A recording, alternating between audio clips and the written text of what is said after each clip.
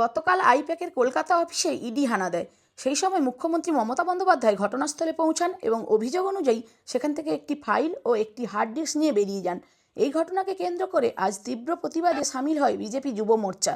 ইন্দ্রনীল খাঁ ও সৌমিত্র খানের নেতৃত্বে ধর্মতলায় মিছিল করে বিজেপি কর্মীরা। মিছিল চলাকালীন রাস্তায় টায়ার জ্বালিয়ে বিক্ষোভ দেখানো হয় এবং রাস্তার ওপর বসে পড়েন আন্দোলনকারীরা। এর জেরে দীর্ঘক্ষণ অবরুদ্ধ হয়ে পড়ে গোটা ধর্মতলা চত্বর। চরম ভোগান্তিতে পড়েন সাধারণ মানুষ ও যান চলাচল সম্পূর্ণ স্তব্ধ হয়ে যায়।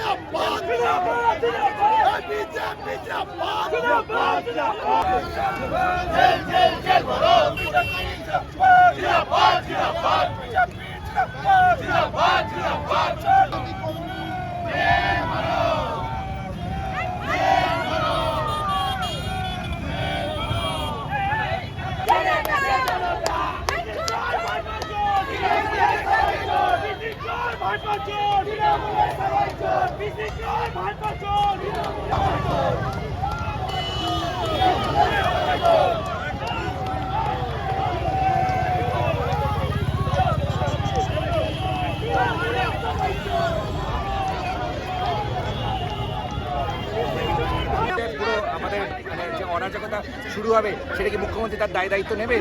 মুখ্যমন্ত্রী মানে তিনি পশ্চিমবঙ্গের মানুষের প্রত্যেক মানুষের মুখ্যমন্ত্রী। তিনি আইনের ঊর্ধ্বে না, তিনি সংবিধানকে শপথ করে মুখ্যমন্ত্রী হয়েছেন। তারপরে তিনি পশ্চিমবঙ্গের তিনি রানী নন যে তিনি যা ইচ্ছা তাই করবেন।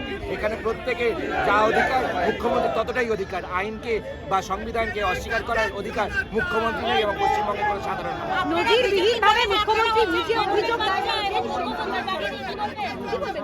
পুরোটাই নজিরবিহীন।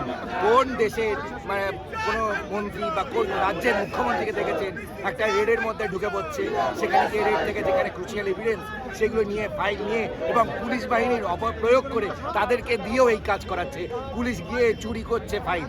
এর কি কোথাও পশ্চিমবঙ্গ কেন ভারতবর্ষের কোথাও হয়েছে? যারা বিজেপি করছে তারা সবাই বেগুনের বাচ্চা আর মুখ্যমন্ত্রী বাঘিনী। মুখ্যমন্ত্রী মমতা বন্দ্যোপাধ্যায় তিনি কি করেছেন? তিনি গিয়ে একটা রেডের মধ্যে ঢুকে সংবিধানকে লাথি মেরে চলে এসেছেন। কোন বাহিনী গিয়ে সংবিধানকে লাথি মারে?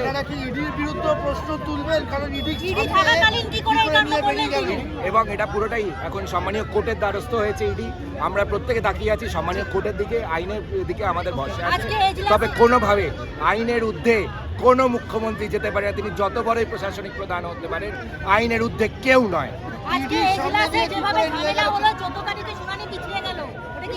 এটা ইচ্ছাকৃত, যাতে এই এভিডেন্সকে ডেমস্টার করতে পারে, এভিডেন্স ট্যাম্পার করতে পারে, তার জন্য।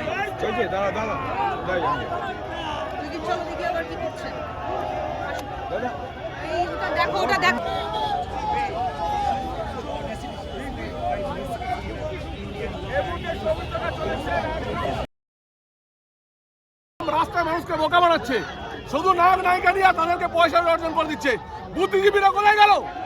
যারা প্রতিদিন পশ্চিমবাংলাকে শেষ করেছে তারা কোথায়? আজকে যুব মোর্চা, পশ্চিমবাংলার যুব মোর্চা, পশ্চিমবাংলার যুবক যুবতীদেরকে নিয়ে রাস্তায় নেমেছে ইন্দ্রনীলের নেতৃত্বে, তমনের নেতৃত্বে। আমরা সবাই এই পশ্চিমবাংলা জুড়ে রাজ্যে নামবো, আন্দোলনে নামবো। অভিষেক বন্দ্যোপাধ্যায় আজকে বলছেন ওটা একটা বাটপাড়, ওটা একটা বাটপাড়, ওটা একটা চিটিং মাছ। ওর কথা মুখালবেন না। ওর রাজ্যে কি আন্দোলন আছে? ওর টাকা কোথায়? শুধু কয়লা তোর আর আইপ্যাকেট নিয়ে টাকা তৈরি করছে। বলছেন নিঃশ্বাস নিলে ফর্ম ফিল আপ করতে হবে, নিঃশ্বাস নিলে ফর্ম ফিল আপ করতে হবে। বিচারপতি উঠে যান, এত হই হট্টগোল হয়। বললাম তো আইন পর্যন্ত ভেঙে দিচ্ছে। পিসি ভাইপো বলে গোটা পশ্চিমবাংলাকে শেষ করছে। ভাইপোটা একটা ভাটপাড়, ওটা আবার পশ্চিমবাংলার যুব সমাজ। এই যুবক যুবতীদেরকে চাকরি পাচ্ছে না, আশা কর্মীরা বেতন পাচ্ছে না, তাদের কথা কে ভাববে? এই তো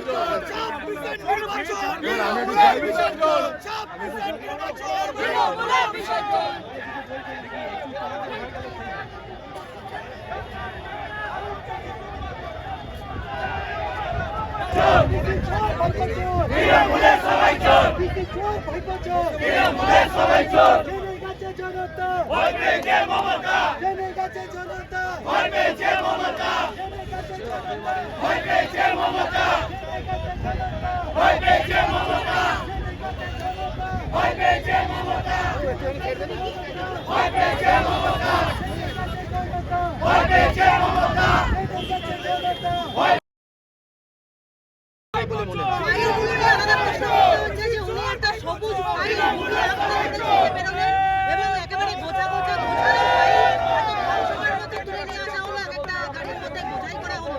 এই বিষয়ে কিছু বলবেন? কি ফাইল সেটা আমি বলতে পারি না। ঘটনা অত্যন্ত নিন্দনীয় এবং তার বিরুদ্ধে রাস্তায় সরব হয়ে আমরা নেমেছি, এই আন্দোলন চলছে। আপনারা নাকি উনি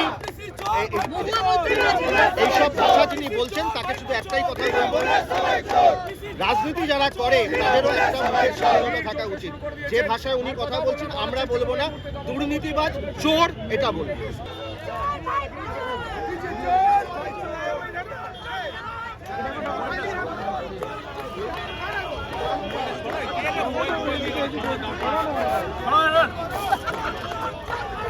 এদিকে ঘোরাও, এদিকে হ্যাঁ ভোটিং না, এদিকে ঘোরাও ঘোরাও, এটা স্লোগান দাও, স্লোগান দাও।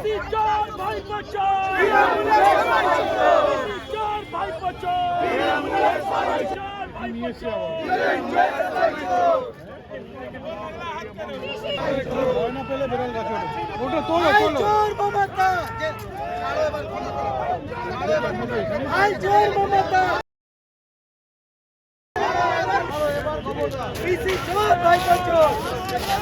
স্লোগান দাও না। দিকে ঘোড়া, দিকে ঘোড়া।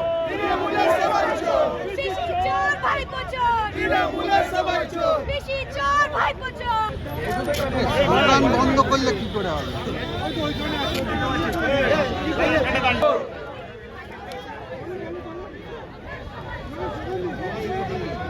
পিসি চোর, ভাইপো চোর, পিসি চোর, ভাইপো চোর, পিসি চোর, ভাইপো চোর, পিসি চোর, ভাইপো চোর, ভাই চোর মমতা, ভাই চোর মমতা, জেনে গেছে জনতা, ভাই চোর মমতা, পিসি চোর, ভাইপো চোর, সবাই চোর।